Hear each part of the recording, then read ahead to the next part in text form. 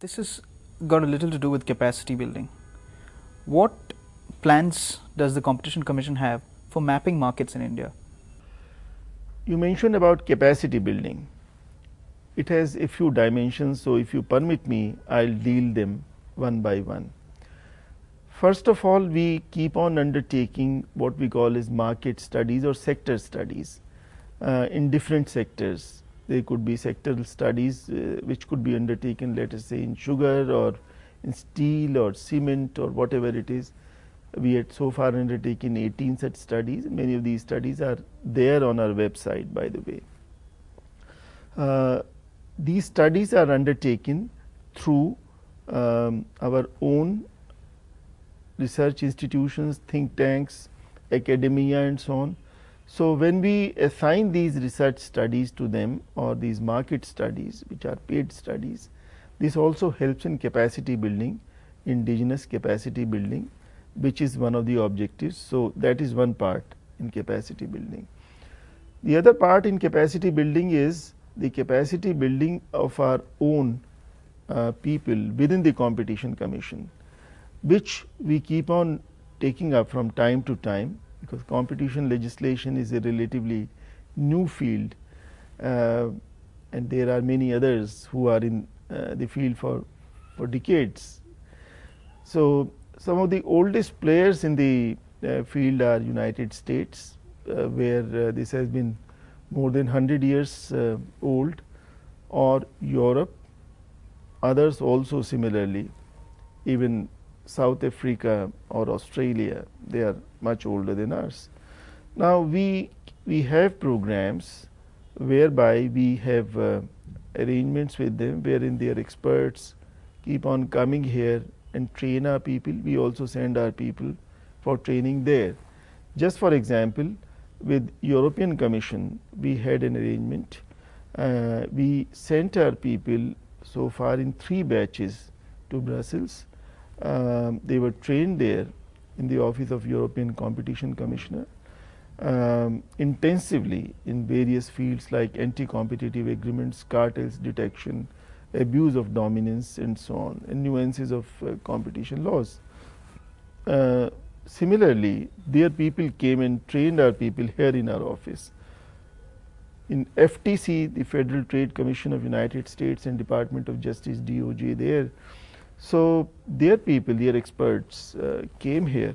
In fact, they are already here in our office right now for the last month or so, training our people, our professionals who are being trained in implementation of the Competition Act and various finer points in abuse of dominance, and there are various theories there, various issues there, margin squeeze or in what way this could be called as abuse of dominance, what are the factors and so on and so forth.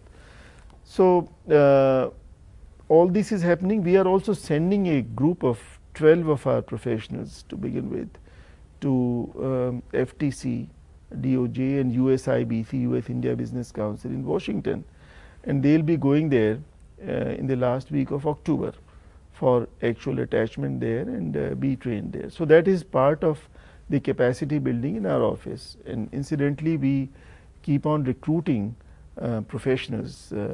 Last year when I joined, we were just about 8 or 10 people, but now we are close to 100, half of whom are professionals, a little over half.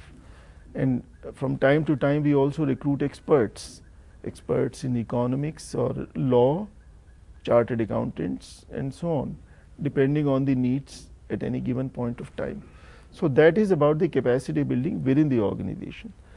And the third dimension would be capacity building of people outside, in the sense that there is need of capacity building of young lawyers, for example. And these young lawyers who are in law institutes and law universities, we notice that there is a great deal of interest among young boys and girls doing law to focus on competition laws, and this is considered to be one of the most emerging and most happening field in future. We can also see it from the kind of cases which are coming up, and we generally come across some very bright lawyers coming when they are discussing cases or presenting their arguments on behalf of parties in front of us. So, to train them further and update their knowledge and thinking in this field, we have a program of internship. So, we induct such young boys and girls on the recommendations of their institute for a period of roughly month or month and a half or whatever, and we give them a small stipend also of about 8,000 rupees, or it used to be 5,000, we recently raised it to 8,000. They come and work with us, sit in our office, we attach them with senior professionals in our office, and they have access to the kind of cases or the kind of problems that we are grappling with, and they bring out some projects or new ideas. So, in turn we also get a whiff of fresh air and new thinking from the academic institutions. So, we are involved in capacity building. In fact, section 49 of the Competition Act mandates us to undertake competition advocacy, awareness, training in competition. That is what we are trying to do. Incidentally, section 18 of the Competition Act, if you look at it, it mandates us, it enshrines on us a bounden duty to act as some kind of a market watchdog, and to see that there are no adverse impact on competition in the market, no practices which curb competition. So, freedom of trade is protected and consumers' interest is protected.